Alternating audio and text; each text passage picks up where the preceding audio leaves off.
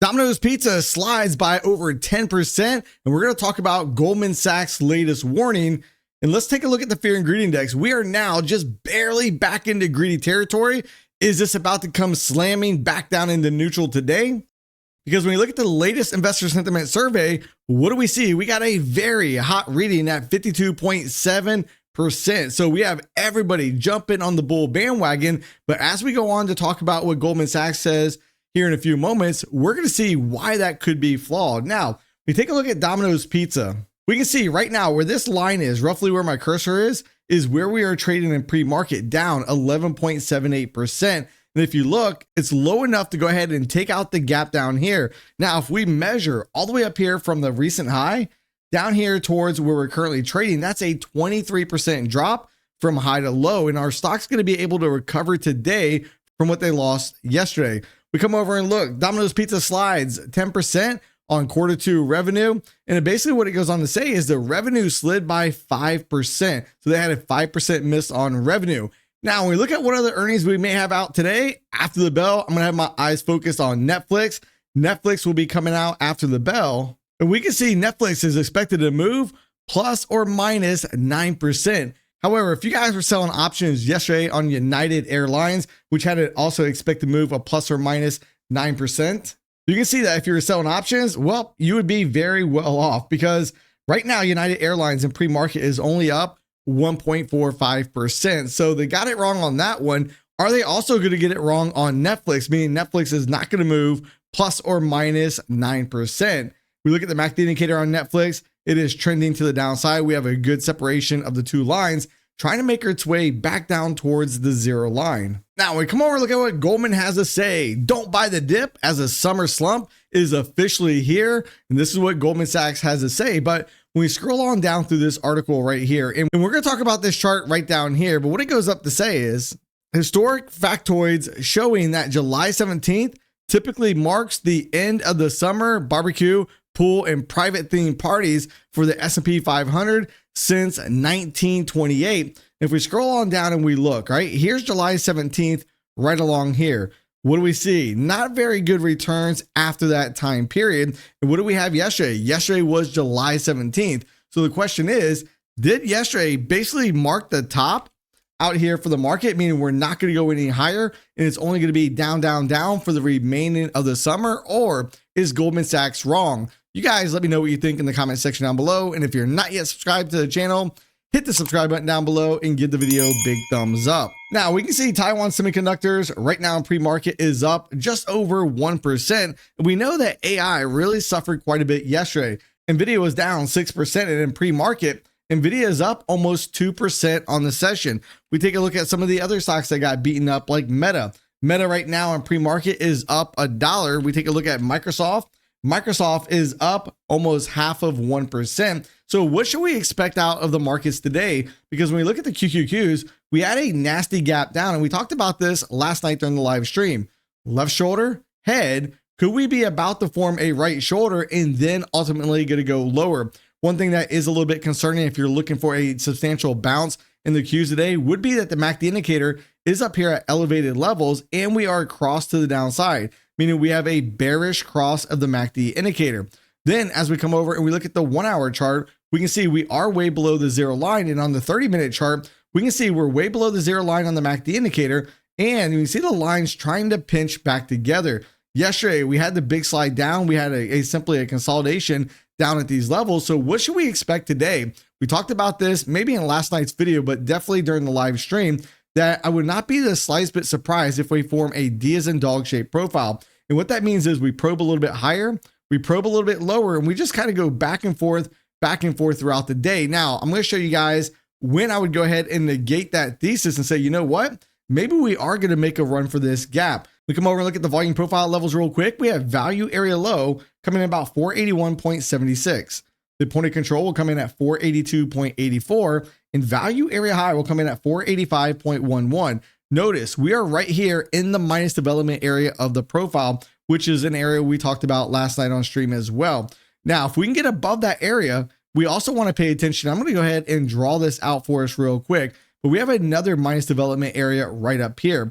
And that area is going to come in from about 486.39 to about 486.96. Now, in this area, if price can make it up this high, which I don't know that it will, but if we make it up this high, watch out. This could be an area where the first time we come up into it, we get a reaction and we pull back a little bit. Then if we come back a second or third time, I would expect it to break. And that's where I want to come back and test gap resistance, and then maybe look for the market to trying to come back in and fill in the gap that we had down yesterday. I want to make everybody aware, Apex 7 a massive 80% sale off all their valuation accounts, passing as little as 1 day. And you can also get a 150K account for only $40. You get a 250K account for only $40. And you get a 300K account for only $40. So if you want to take advantage of this offer, use the link in the description box down below and use the promo code Mike at checkout. Now, when we look at the futures markets, and yes, if you guys were on stream, my trade did hit target. It just happened in the middle of the night.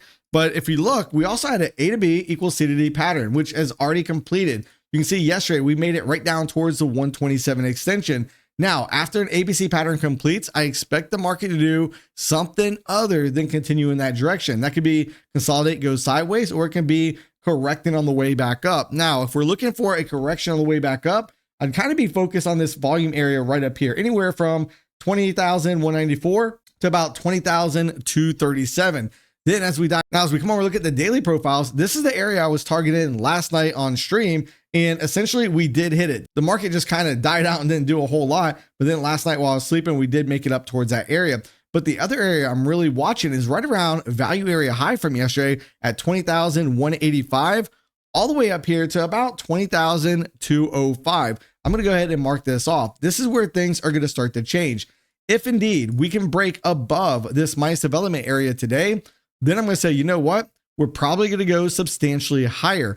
If we cannot get above this area, then I'm going to stick with the thesis that I think we're just going to go back and forth, probe a little bit higher, probe a little bit lower, and end up forming a D as in dog shape profile for today.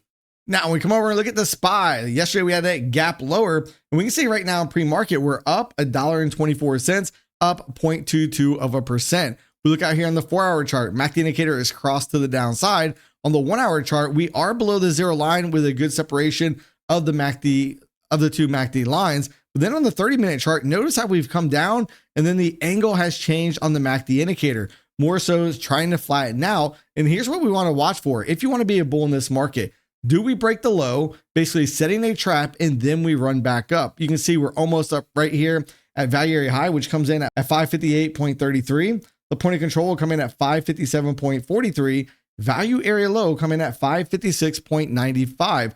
So how do I want to play this? Well, one, we start getting above value area high, then yes, I want to look for higher prices, but I'm still very open to the idea that we're likely going to form a D as in dog shape profile. But if we start substantially trading above value area high, then I am going to have my eyes set on right up here towards these candle bodies at 559.96, then gap resistance, and then see if we can make a run back towards trying to back and fill some or all of these gaps. Now, if you're not looking for the complete gap fill, this will be another area I would want to focus on.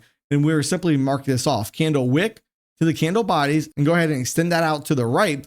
This is a structure area where we had support. We simply sliced right through it with a gap. So I would not be a slight bit surprised that sometime we come back and try to back and fill into this area. Now, as we come over and look at the S&P 500, yesterday, where did we come down to?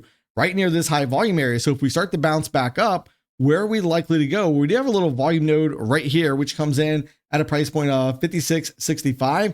Anything above that, I really would be looking to see, can we make it all the way back up here towards 56.86? Then as we dive down and look at the daily profiles, notice what we've done. Last night, we were able to get above value area high. What do? Bam, slapped right back down to where? The point of control. Now we're trying to make our way back up. Now we do not have a volume profile rotation on the way up because we have never made it below value area low. So depending on where the overnight volume profile levels come into play, which we'll talk about here in a few moments, we could potentially have a rotation through the overnight volume profile levels, but we got to wait and see. All right. It's not conclusive yet. And if we can really start trading substantially above value area high, or should I say we'll say the overnight high from last night, then I want to focus. Look how thin the profile is all through this area. It will not be that hard for the market to simply get right back up into that area. And I really want to focus somewhere in this area over here. This really has my attention. One, it's a minus development area, but also it's right near this lower structure point that we had from the prior day. Now, if we look at that from the current price, that is roughly about 30 points higher than when we're currently trading. And that zone up here is going to come in anywhere from about 56.78 up here towards 56.84. Now, if you remember when we dive back over into this chart, that kind of correlates very closely with this high volume node right over here on the composite profile as well. Keep in mind, Europe had their interest rate decision. They kept interest rates the same. However, we want to pay close attention. 8:45 and beyond, when the ECB press conference gets underway, pay close attention, because just like when Jay Powell takes the podium during the FOMC statement, we can see large moves in the euro, and the euro is the largest weighting of the dollar index. So if the euro has extreme moves one way or the other, it's going to adversely affect the dollar index. Now, the weekly unemployment claims came in extremely hot, 243,000 new filings for unemployment. However, the Philly Fed manufacturing also came in hot, 13.9. And let's not forget, we do have FOMC members speaking throughout the day, with daily speaking after the market is closed. All right, so let's go ahead and take a look at the overnight volume profile levels real quick. What do we see? We can see value area high, which we're currently above, comes in at 20,105.75. The point of control will be 20,065.75. Value area low will come in at 20,039.75. So it's looking like we're going to try to make our way right up here towards the minus development area. As long as we are above the overnight value area high, I want to target the minus development area. If we can get on the other side of this, that's when we have the opportunity to really go substantially higher today. And keep in mind, you want to have the fib level pulled up on your chart, and simply somewhere between the 50 and 61.8 fib level is where I would expect the market to go if we can clear above the minus development area that we talked about earlier.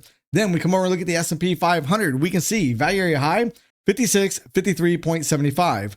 The point of control will come in at 5648.75, and value area low will come in at 5644.75. Now, right now, we just peaked above value area high. If we start coming back down below it, then I want to target the point of control, value area low, the lows from yesterday, and then some of the other volume profile levels from the composite profile to the downside. But if we can stay above this area right here, that really opens the door that we could essentially work our way up to maybe coming up and hitting this minus development area way up here towards the highs. Then if we pull a fib level from the swing high down to the swing low, notice this minus development area falls right between the 50 and 61.8 Fibonacci level, and that should act as a good magnet attracting price towards this area. Now, if you guys like to learn 3 ways to profit from using moving averages, watch this video right here.